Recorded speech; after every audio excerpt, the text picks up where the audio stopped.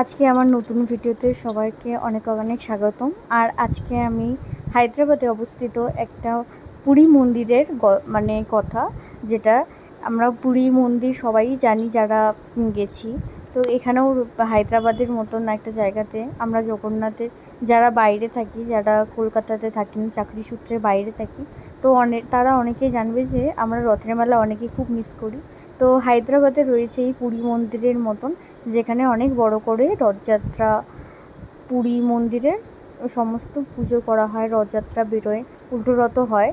তো অবশ্যই তোমরা একবার এখানটা ভিজিট করবে। মন্দিরটা খুবই সুন্দর আর এত পরিষ্কার পরিচ্ছন্নভাবে মন্দিরটাকে মেনটেন করে রেখেছে যে দেখার মতন। তো সবাই একবার হলেও এই মন্দিরটাতে গিয়ে দেখে আসতে পারে, হায়দ্রাবাদে যারা যারা থাকে তাদের জন্য।